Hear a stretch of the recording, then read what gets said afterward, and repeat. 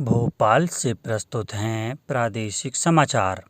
नमस्कार, समाचारों के साथ मैं जितेंद्र रघुवंशी। पहले मुख्य समाचार। प्रधानमंत्री नरेंद्र मोदी ने किसानों के खातों में 20,000 करोड़ से अधिक की राशि अंतरित की। देश में पढ़े भारत अभियान की हुई शुरुआत। मुख्यमंत्री ने कोरोना की तीसरी लहर से निपटने के लिए लोगों से सतर्क रहने की अपील की और प्रदेश में पड़ रही है तेज सर्दी। अब समाचार विस्तार से। प्रधानमंत्री नरेंद्र मोदी ने कल प्रधानमंत्री किसान सम्मान निधि की 10वीं किस्त 10 करोड़ से ज़्यादा किसानों के खातों में 20,946 करोड़ रुपए की राशि अंतरित की। कार्यक्रम के दौरान पीएम मोदी ने किसानी उत्पादक संगठन से जुड़े लोगों से बातचीत भी की। श्री मोदी ने लगभग 351 किसान उत्पादक संगठनों को 14 करोड़ से अधिक का इक्विटी अनुदान भी जारी किया। इससे 1 करोड़ 24 लाख से अधिक किसानों को लाभ होगा। इस अवसर पर प्रधानमंत्री ने कहा कि यह उनके लिए गर्व की बात है कि नए साल की शुरुआत अन्नदाताओं के सम्मान से हो रही है। प्रधानमंत्री ने कहा कि देश आत्मनिर्भर भारत के निर्माण की दिशा में अभूतपूर्व गति से आगे बढ़ रहा है। उन्होंने कहा कि सरकार ने देश में बुनियादी ढांचे के निर्माण की नई गति देने के लिए बुनियादी ढांचा विकास के लिए राष्ट्रीय मास्टर प्लान पीएम गति शक्ति शुरू की है। गांवों को ऑप्टिक फाइबर से जोड़ा जा रहा है। उन्होंने कहा कि सरकार असंगठित कामगारों को ई श्रम कार्ड उपलब्ध करा रही है। मुख्यमंत्री श्री शिवराज सिंह चौहान ने प्रदेश के 15 से 18 वर्ष के बच्चों के कोविड-19 टीकाकरण के लिए रजिस्ट्रेशन कराने का आग्रह किया है। मुख्यमंत्री श्री चौहान ने ट्वीट कर कहा है कि नव वर्ष के अवसर पर 1 जनवरी से देश के 15 से 18 वर्ष के बच्चों का कोविड-19 टीकाकरण के लिए cowin.gov.in पोर्टल पर रजिस्ट्रेशन प्रारंभ हो चुका है। मेरा सभी पात्र बच्चों के परिजन से आग्रह है कि टीकाकरण के लिए बच्चों का रजिस्ट्रेशन अवश्य कराएं। प्रदेश में 3 जनवरी से 15 से 18 वर्ष आयु के किशोरों को कोविड-19 वैक्सीन लगाने का अभियान शुरू होगा। 1 जनवरी से कोविन ऐप कोविन पोर्टल पर रजिस्ट्रेशन प्रारंभ हो गया है। ऐसे बच्चे जिनका जन्म वर्ष 2007 या उसके पहले हुआ है वे रजिस्ट्रेशन के लिए पात्र होंगे। केंद्रीय शिक्षा मंत्री धर्मेंद्र प्रधान ने कल से 100 दिन के पठन अभियान पढ़े भारत का शुभारंभ किया। इसका उद्देश्य देश तथा प्रदेश स्तर पर बच्चों, शिक्षकों, अभिभावकों, सामुदायिक और शैक्षिक प्रशासकों सहित सभी हितधारकों को अभियान में शामिल करना और विद्यार्थियों के सीखने के स्तर में भी सुधार लाना है। इससे बच्चों को अपनी परिस्थितियों और वास्तविक जीवन की सच्चाइयों को समझने में मदद मिलेगी। प्राथमिक स्तर से लेकर 8वीं कक्षा तक के बच्चों को इस अभियान से जोड़ा जाएगा। इस दौरान पढ़ाई को रुचिकर और आनंदमय बनाने पर ध्यान केंद्रित करते हुए प्रत्येक समूह के लिए प्रति सप्ताह एक कार्यक्रम तैयार किया गया है। बच्चे इसे शिक्षकों, माता-पिता, भाई-बहन या परिवार के अन्य सदस्यों की सहायता से कर सकेंगे। यह अभियान 10 अप्रैल तक चलेगा। प्रदेश में आंगनवाड़ी केंद्रों को सुदृढ़ करने के लिए समुदाय की भागीदारी बढ़ाने के उद्देश्य से अडॉप्ट इन आंगनवाड़ी कार्यक्रम प्रारंभ किया गया है। कार्यक्रम में आंगनवाड़ी केंद्रों को अपनाने के लिए जनप्रतिनिधि, शासकीय कर्मी, सामाजिक कार्यकर्ता, सामाजिक संगठन, गैर शासकीय संस्थाएं, औद्योगिक संस्थाएं और अन्य संगठन अधोसंरचना, आंगनवाड़ी संचालन, पोषण सुधार आदि गतिविधियों में सहयोग कर सकते हैं। आंगनवाड़ी केंद्रों को अपनाने के लिए आंगनवाड़ी भवन एवं परिसर के लिए भूमि, आंगनवाड़ी भवन और कक्षों का निर्माण, पूर्व से निर्मित भवनों का सुधार, रंग रोगन, पूर्व से निर्मित भवनों की बाउंड्री वॉल का निर्माण, केंद्र में हैंडपंप की स्थापना, बच्चों के लिए सुलभ शौचालय आदि के निर्माण में अपना सहयोग कर सकते हैं। इसके अतिरिक्त आंगनवाड़ी संचालन में सहयोग के लिए आउटडोर एवं इंडोर खेल सामग्री का प्रदाय, बच्चों को यूनिफॉर्म उपलब्ध कराना तथा केंद्र के संचालन में आवश्यक सामग्री जैसे पंखा, घड़ी, फर्नीचर, बर्तन आदि उपलब्ध करा सकते हैं। साथ ही जनप्रतिनिधि बच्चों के पोषण सुधार के लिए आवश्यक वित्तीय अथवा पोषण सामग्री का प्रदाय, अति कम वजन वाले बच्चों को पोषण पुनर्वास केंद्रों में भेजने के लिए आवश्यक सहयोग तथा उनके परिवार को आवश्यकता अनुसार वित्तीय सहयोग अथवा सामग्री के रूप में सहायता प्रदान कर सकते हैं। आंगनबाड़ी केंद्रों को अपनाने के लिए जिला स्तर पर जिला कलेक्टर को सहयोग राशि प्रदान की जा सकेगी। राशि चेक अथवा बैंक ड्राफ्ट के रूप में ही स्वीकार की जाएगी। केंद्रीय गृह और सहकारिता मंत्री अमित शाह ने पीएम किसान योजना के अंतर्गत 10 करोड़ किसानों के खाते में 20,000 करोड़ से अधिक की राशि भेजे जाने के लिए प्रधानमंत्री नरेंद्र मोदी का आभार व्यक्त किया है।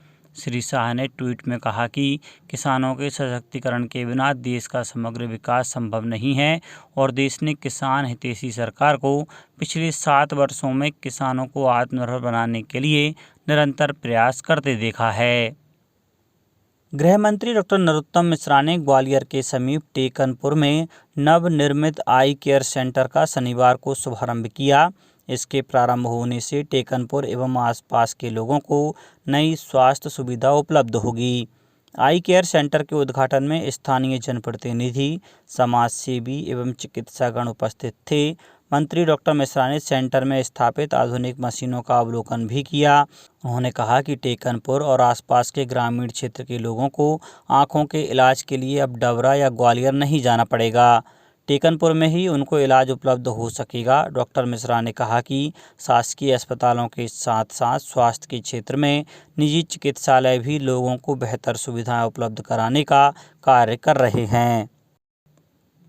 वस्तु और सेवा कर जीएसटी का राजस्व संग्रह दिसंबर 2021 में 1,29,000 करोड़ रुपए से अधिक हुआ। इसमें से केंद्रीय जीएसटी 22,578 करोड़ रुपए, राज्य जीएसटी 28,658 करोड़ रुपए, एकीकृत जीएसटी 69,155 करोड़ रुपए और उपकर 9,379 करोड़ रुपए है। वित्त मंत्रालय ने कहा है कि दिसंबर महीने में केंद्र और राज्यों के कुल राजस्व के समायोजन के बाद केंद्रीय जीएसटी 48,146 करोड़ रुपए और राज्य जीएसटी 49,760 करोड़ रुपए बनता है। दिसंबर 2021 का राजस्व पिछले वर्ष की इस अवधि के जीएसटी राजस्व से 13% अधिक है। मुख्यमंत्री शिवराज सिंह चौहान ने कहा है कि प्रदेश में कोरोना की तीसरी लहर आ गई है। उन्होंने लोगों से सतर्क रहने की अपील की है। श्री चौहान ने वीडियो संदेश के जरिए कहा कि कोविड के संक्रमण से निपटने के लिए सरकार ने आवश्यक तैयारियां कर ली हैं। कोरोना के नए वेरिएंट ओमिक्रॉन ने छिंदवाड़ा में भी एंट्री कर ली है। इससे पहले इंदौर में भी ओमिक्रॉन के 9 केस मिल चुके हैं। प्रदेश में कोरोना की री एंट्री के साथ इंदौर हॉटस्पॉट बना हुआ है।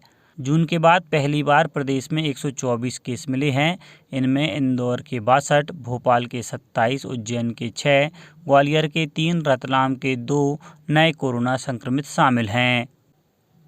मुख्यमंत्री श्री शिवराज सिंह चौहान ने महाराष्ट्र में शिरडी धाम में प्रवास के दौरान कल प्रधानमंत्री श्री नरेंद्र मोदी के किसान सम्मान निधि की 10वीं किस्त के अंतरण के अवसर पर उनके उद्बोधन का वर्चुअल श्रवण किया।